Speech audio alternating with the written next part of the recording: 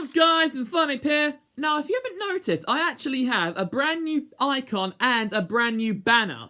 Well, my very good friend Sam actually made the icon picture and the new banner. So, shout out to him. I hope you guys like it as much as I do. I think it's sick. Unless you've been living under a rock, we are all currently in quarantine. Zippity-doo-dah, zippity-day. You can tell I'm positive about this. So most people have just been trying to figure out things to do just to pass the time until the world is open again.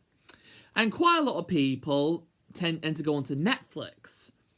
And I know some people that aren't really sure what sort of things they would like to do on Netflix. Like some people know what they like, some people want to discover new things but don't know if they'll like it or not.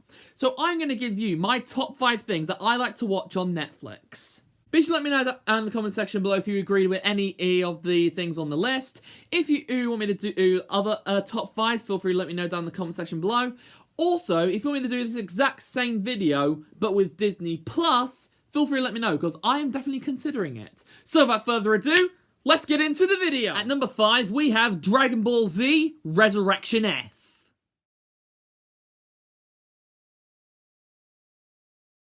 I'm going to try my best to tell you what happens in Dragon Ball without giving too much away.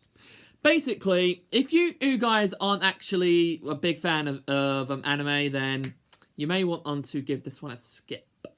But if you didn't know, in the Dragon Ball series, shock horror, Frieza got killed by Trunks by slicing him in half and then just tore him to ribbons and fired a ki blast at him. So yeah, he was pretty dead for a few decades at least.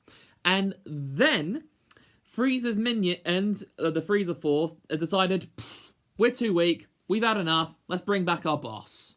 So then the Frieza Force travel all to Earth, so that way they can track down the Dragon Balls, summon Shinron, and wish Frieza back to life, which they managed to accomplish. But for a while, Frieza's energy was depleted, so he had to undergo training for a few months in order to get his revenge on Goku. Meanwhile, Goku was already on Beerus' world, so that way he could train under Whis and become stronger and learn some new techniques, basically. Which he does, by the way, and I'm not going to say what because it may spoil it.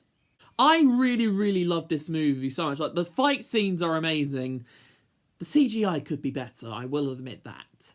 But the movie's awesome, fight scenes are awesome, and I really, really love everything about this movie. Like, I think the sound effects are a tad too loud. Like, basically, sometimes when they fire, a ki blast or some sort of attack, the volume does increase by quite a lot compared to when they're speaking. But still, if you get past that, it's an awesome movie. At number 4, we have Once Upon a Time.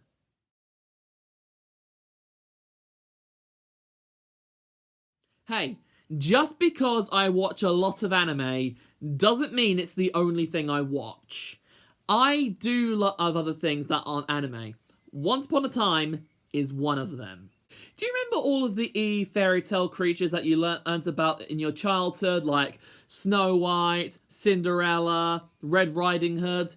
Well, guess what? They're actually real, and they're all trapped in one town, thanks to the evil queen and the curse that she cast. But there is one person in the fairy tale world who managed to escape the queen's curse. That is the daughter of Snow White and Prince Charming, Emma Swan.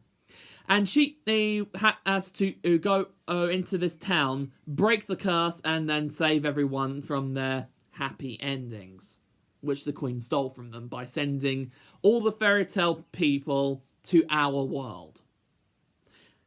Yeah, I don't really see what's the big deal, but I don't see how this is worse. Like, just because they're without magic doesn't mean our world's worse. I really, really love watching Once Upon a Time because it is quite confusing when you first watch it. But the more you watch it, the more you understand the timeline, the family history, the lot. And it is really, really good. Although the final season, not as good as the others. Like, there are 7 seasons, and there's around 22 to 24 episodes in each season. And they're all really, really good apart from the last one, which is kind of meh. But still, it is a really good series, and it's also something really good for you to binge watch. At number 3, we have Attack on Titan.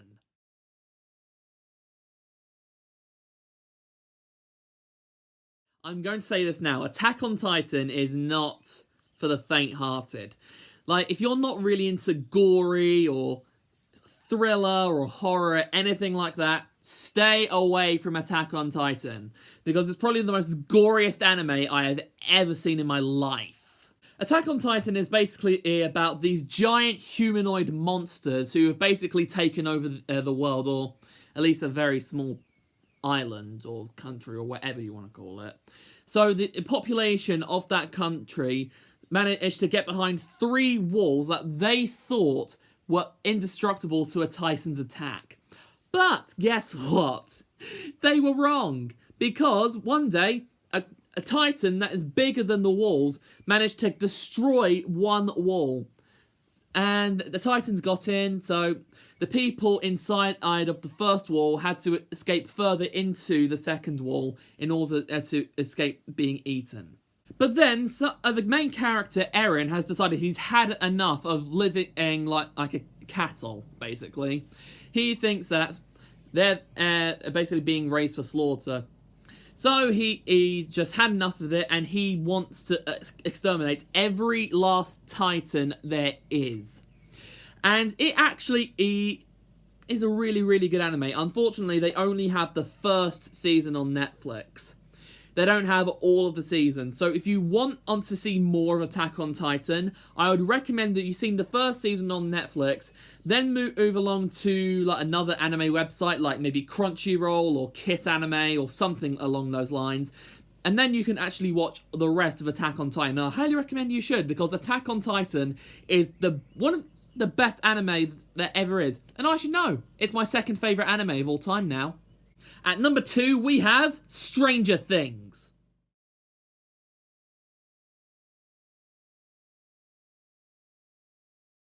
I mean, who hasn't heard of Stranger Things? It's probably the most well-known series on Netflix. I adore watching Stranger Things. It's so fun to binge watch. I could literally binge watch it every single day if I wanted to. Stranger Things starts off where some boy called Will Byers was heading home from spending time with his friends, but then he gets taken by a monster who comes from another dimension and takes him to his own dimension. Yeah, it's got a really nice sci-fi vibe to it.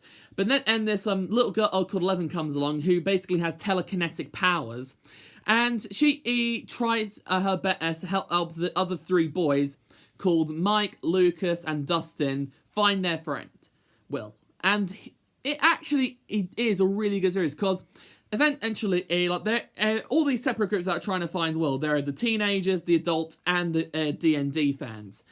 And they all have to come together to make a big plan to bring back Will to their own world.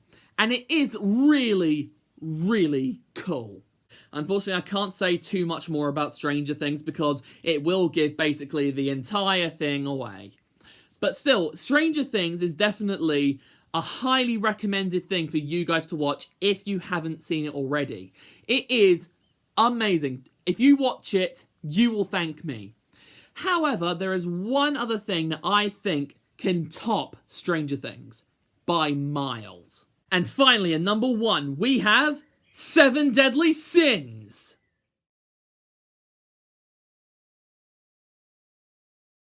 I mean, who didn't see this coming? Like, 7 Deadly Sins is my favourite anime, so how could I not leave it out the list? 7 Deadly Sins takes place in medieval Britannia, where the princess of the nation, Princess Elizabeth, tries to track down the 7 Deadly Sins because apparently there's actually this evil going on in the kingdom, and the 2 Grand Masters of the knighthood are behind it. So she is trying to stop the evil that is going on in the kingdom. And she's trying to track down these 7 rogue knight who eventually, well, apparently killed the Grand Master, or the previous Grand Master anyway, and fled Ed and tried to make sure that they never get caught. And she actually comes across the captain of the Seven Deadly Sins, Meliodas, and eventually they teamed up to track down the Seven Deadly Sins and take back the kingdom. Seven Deadly Sins is easily the best binge-watching anime on Netflix, in my own opinion. It is so cool. It's got everything that anyone could want. It's got romance, it's got a bit of gore, it's got action, it's got a bit of everything that anyone could want in an anime or in a TV series. And it's just so cool. And that is why it is at number 1. And now, guys, hope you enjoyed this video as much as I did. And be sure to let me know down in the comment section below if you have your own top 5 recommended things on Netflix. If you agree with any of the things that I said on my top 5. And if you want me to do this exact same top 5, but with Disney Plus, feel free to let me know down in the comment section below, because I'm definitely considering it. If you guys enjoyed this video as much as I did, be sure to give it a massive thumbs up, comment down below, share this video with a friend, and if you're new, subscribe to my channel. It's been Inferno today. Okay, that's all from me, so until the next time. This is Infernape, signing off. Bye!